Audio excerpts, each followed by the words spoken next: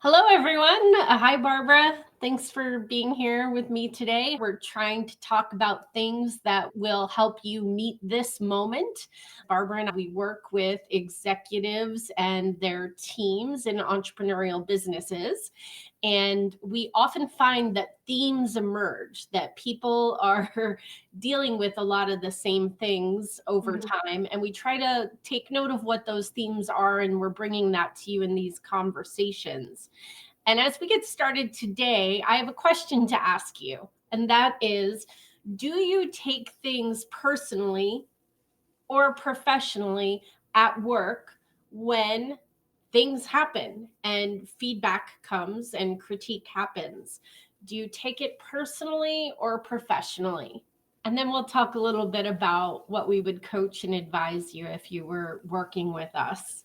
I want to share a little story first. I was watching a cooking show, like a reality series cooking show, one of the ones with Gordon Ramsay, who is a chef that tends to be pretty blunt and direct in his feedback giving. And this moment stood out to me. It was towards like the semifinal finals of this series. And he said to a participant whose food he was tasting, take this professionally. He said, take this professionally, not personally. And then he proceeded with the critique of the dish. It got my attention, that moment of take this professionally, not personally. And I saw the person actually shift, and they were grateful for Gordon's feedback. In fact, the show had some voiceover of the contestant that was like, it's just a privilege and an honor to be able to cook for Gordon and get this type of professional feedback that I wouldn't normally have access to or get. That really helps me, right? So the invitation is, how can you take things professionally at work and actually seek out, listen for, invite that feedback, because it develops who you are as a team member, as a leader, as a supervisor, as a CEO. Feedback feeds us and our leadership development. Mm.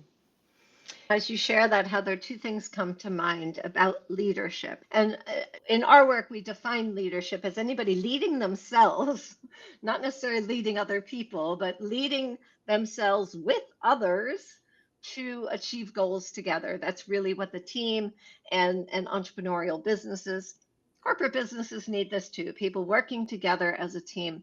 Leadership is self leadership, I'm referring to, and vulnerability and risk were the two qualities that came to mind as you were sharing the introduction to our conversation on feedback. And it takes a maturing in business on both sides, the person giving feedback and the person receiving feedback, to consider what happens in this dialogue, in this conversation. It's a business conversation, it's a leadership conversation. And being aware of the vulnerabilities, because it's easy to say, take this professionally. And I love your example because it was framed up for that person to have a pause moment and be like, oh, yeah, this is for the work I'm doing. This isn't personal. This is for what I'm learning and developing. Yeah. And this is so valuable. Like they had that pause moment in that experience. And that's why it's just as important for the person giving feedback as the one receiving to consider the vulnerability. And there's a risk on both sides. There is a risk to give feedback and to do it well and to do it right, and as well as to receive it. So both of these qualities are important to keep in mind. And I love the example of how to frame up feedback so that the one receiving it can get themselves into that place where they can receive it as a development conversation. We often teach people and train people to have these feedback conversations, and we teach them to anchor in a positive intention for Mhm. the team member, for their future with your organization, for giving them a frame up point for why this conversation is happening and why this feedback matters. What I loved, and over the years working with entrepreneurial leaders and their teams, I actually saw in a larger company we worked in that as team members got coaching, they actually really did look forward to their performance feedback conversations because they knew this is where I'm going to get more information about what is expected of my role in this quarter, in the following quarter, in the year ahead. I'm going to be able to ask questions. And so I'll have greater clarity on how to succeed here. And they would actually really, really look forward to those conversations. And sometimes the company was busy and the conversations got bumped a little on the calendar. And I'd meet with people who were like frustrated because they wanted this conversation to happen. They wanted that more information. They wanted the feedback and development because overall they knew that would give them greater clarity and set them up for success because they know the best ways to align to the business goals in relationship to their role and succeed.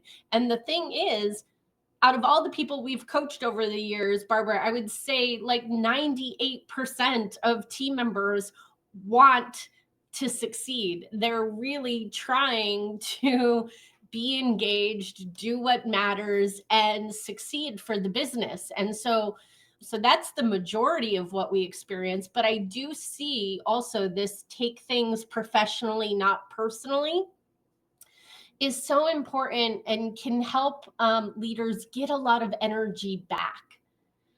When you take everything personally in how it goes in your day-to-day role, or if a mistake happens and it gets called out in a meeting, and oh, that was your department, right? It feels a certain way and it lands personally. But if you can then pause and take a more neutral view of the situation and embrace a growth mindset. So you're here to learn, grow, and evolve. This happens in all areas of our life, but work is a big place where we have a lot of lessons, right? And if we're embracing a growth mindset, that can make all the difference because in that situation I just started to paint the picture of where you're in a meeting and a mistake happened and it was your department and it feels personal when it's brought up, but you Mhm. can shift and demonstrate a growth mindset of how are you going to learn from this particular opportunity that happened? What is the lessons that are emerging? What are you demonstrating to your team and how you respond? And are you demonstrating a growth mindset? Because really, to succeed in business today, we all need to do the best we can to be in self leadership and lean into embracing a growth mindset. Yeah, and that's so essential, though many people who maybe are hearing our conversation here, or people we've certainly worked with in our coaching time, they've had a different experience from the main leadership within an organization that created a culture that didn't feel like or didn't have that experience of it's okay to be growing and learning and shifting that mindset. We all need to do that, right? There's a couple nuances. It does, yeah, but yeah, I've certainly heard this. Not in our company. There's a right and wrong all the time. It's Yeah. like, yeah. So how do we overcome that? We do need to start still with ourselves, recognizing that even that challenge is a great opportunity for growing and learning how to carry yourself, asking the right questions in those circumstances to lower the tension to be able to bring some context to a conversation to direct it from either side. I think this is one of those conversations that we often find in work experiences that we need to remember it's a two-way conversation. We have that idea of a fixed mindset is somebody's talking at you and you're getting something that's hard to handle, right? Instead of, hey, we're doing this together. We've got outcomes we're going for together. We're all developing and learning. And the more we can call that out in the smaller steps of the day, not necessarily the big rocks that we're working on to move in our companies, but consider throughout the day, making that framing that conversations that you're having Like, hey, I know this is a new approach we're working on in our filming. This is a new approach we have with reaching our clients with this new product. Like when you can nuance that idea into most of the interactions, like, oh, we're doing something together in this day. We've never done it exactly like this before, because that can always be true. It's a new day. We got new information and we're setting something else up here. Because if we can start framing our perception that way, then when we are in the work we're producing, that feels personal because our persons are doing it, that we can start developing how do we actually talk and work together that keeps reminding us that I personal and me professional, same person, but can handle different levels of conversation. And I am showing up here, always learning and developing from what I just did. I'll get more information. What I think the empowerment is in the individual knowing too that this feedback and critique, and we mentioned that we're going to talk today too about critique that happens in the moment, how to receive feedback you weren't expecting in the moment that is landing in a negative sort of way. And that Mm. starts with how are you building your muscle to pause and build up a maturity about yourself where anything that happens in this business and in my day-to-day role, no matter how it sounds from other people, does not mean I myself as a human being am a failure. No, mistakes may happen, things go differently than we expect all the time in business. And anything that happens or goes wrong does not actually redefine who I am as a person, what I can accomplish, what I bring to the table. If you can build greater self awareness in yourself about that, it'll actually shift how you receive everything because you won't take it in personally. You'll be able to pause and demonstrate the things like you were saying, Barbara. I saw when I was listening to what you were sharing, it sounded like great examples of demonstrating a growth mindset. Like being Mhm. able to say, hey, we've never tried an ad campaign like this before. Remember, this is a new strategy. And what I'm seeing revealed as we look at the data coming in is this we're learning here, right? And that can help bring a lot of safety for everyone involved, but also great reminder like, hey, we're stretching, we're trying a new thing as a business here. This is a learning opportunity. So, what are we learning and what do we want to do as a response? But in that, we're all focused in the way that I just spoke about it. I'm very anchored in the business picture, which gives a lot of safety and neutrality. And I'm not taking any of it on as like, wait a minute, let me defend my team and myself because da da da da da. Right. So the invitation again is how can you grow and mature to lean into, I'm going to take things professionally. I'm going to, it's not a rejection. Any of this is not about me as a person. We're moving forward trying to achieve goals, and the best teams do embrace a growth mindset. And Barbara, I was watching a talk with some other leaders talking about growth mindset, and in that conversation they actually discussed a mentorship mindset as a part of a growth mindset. And I wanted to bring that to this conversation today too. We talked on a previous call about mentorship, but mentorship, it happens in those structured calls that happen in the calendar year in your business for professional feedback and development, but it can actually happen in the everyday to try to embrace a mentorship mindset. How are you being that's sharing your thinking and developing the team that's working with you? And also, how are you seeking out mentoring? And we do talk a lot about mentoring. I see mentoring as that ongoing in leadership where you're mindful of the impact and influence you're having at all times. And absolutely, like so often people are, when do I mentor? And yes, definitely at review time, you're keeping that mentorship hat on. Sometimes you're training, sometimes you're coaching people, but mentoring is that development relationship that happens all the time in every conversation. If you remember that, then you're remembering I'm learning and you're learning at the same time. And one of the other things is when you're feeling that vulnerability and the personal part of this, we want to keep remembering that when we're having these conversations with others. So one of the other points we're making here is how do I take that feedback, receive it well, to have it be a plan of improvement to make that difference. And so that mentorship and that ability to hear it and say, oh, wait, this isn't personal. And some people just need to also think about, like, how do I frame how I show up in my work, in my role? Really starting to define a professional path, like a part of your life that's my professional part, because that too allows you to be in it personally, but have that container of professional that makes that difference.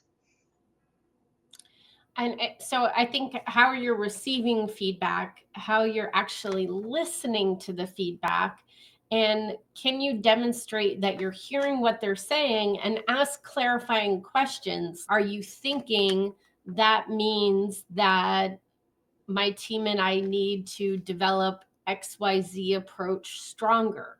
Are you thinking you'd like to see me doing more of this instead of this, which has been my focus? Trying to metabolize feedback in the moment is challenging, but it's part of human nature and conversation too. I think that we can give ourselves permission to slow it all down and ask those clarifying questions, get clear, get alignment, because that is actually going to set you up for success. That is going to set the business up for success. It's okay to take that time and space and slow it down and say, from what you're sharing, I'm thinking this and I'm thinking this might change. Am I getting that right? And what other ways can we get this change you're talking about? And another thing I like to coach leaders on when they're getting ready to go into their structured performance feedback coaching is to be empowered themselves, that they're not just sitting there receiving information, that they really do want to get clear on the picture and what Mhm. that means is going to be asked from them. So I want them to go into that conversation empowered as well. This is an opportunity to be in a conversation that doesn't happen every day about the overall business goals. And we want you not just a passive receiver of information, but engaged in making sure you actually understand how the information you're being downloaded translates to the everyday approach in your role. And you mentioned defensiveness before, and I want to bring that into here as well, because why does this matter? One of the reasons this matters is because otherwise we go into this automatic defense conversation, and it's just you're protecting the work you've done, the investment you made in it, the team that worked with you. It's so automatic when somebody really is engaged in their work and their performance. So, what if we don't hone in on some of these skills for mentorship and pausing, being mindful of the vulnerability, taking these leadership risks with all of that in mind? Then we meet that wall of defensiveness and it's exhausting. Now we have a whole nother conversation to deal with that isn't about growing together. It's spiraling in boundaries and lots of energy. So we really want to be aware of how we can learn and grow, giving feedback, receiving feedback. And while I love your example, Heather, of the being empowered, because that one will help people not become defensive automatically. So you ground yourself with those intentions and a good mindset that is this way. And we can't really expect perfection on either side of the conversation. because everybody's in the moment investing and learning. So that piece of if it's not going perfect, both sides can influence and impact for the greatest feedback conversation for everybody, both sides, to really learn and grow. Some, even if I'm just giving feedback and I'm learning how to do it better, how to do it in a way that people can receive it. And all the skills we've talked about of framing, being mindful, all of that makes a difference. So we can spiral in defensiveness and dread these conversations, or we can start creating the environment, seeding it throughout our interactions so that we have a more collective mindset for growth and development together. And there we can be successful at each level and each moment, no matter how things are going, we can succeed in growing and learning and improving on that together. And I just think there's so much freedom in if you develop the habit of pausing and asking yourself, what if it's not personal at all? What if anything I'm feeling in this moment, what if nothing is personal at all? Then what else might be going on? What else might be possible? Why else is this conversation happening? Just being able to question that can help you recenter yourself in how you want to choose to respond. And definitely building a habit of not taking things personally is very freeing. It gives you a lot of energy back. Whereas if you're in a place of taking things more personally, it makes you very reactive to everything in your environment, and it's exhausting. So not only is it bad for business, it's bad for you personally. It's not going to feel good. So all of this is to say, we hope that you've gotten some takeaways, some good nuggets from this conversation today. And we invite you to consider how you can shift your approach to giving and receiving feedback in your organization so it can be something safe that happens because it's for the betterment of all of us and the company and what we're going for. That's our invitation to you. And if you'd like to discuss it further with Barbara or myself, we invite you to do a discovery call. It's not a sales call, it's a free coaching opportunity to really get this applied to your unique circumstance and allow you to have a direct experience with Barbara or myself. We love doing this. We love the difference it makes when all of you are more empowered in your everyday role. And so that's why we would love to meet with you on a discovery call. Thank you for your time and attention today. Thank you, Barbara, for being here. Okay. Talk to you next time, everybody.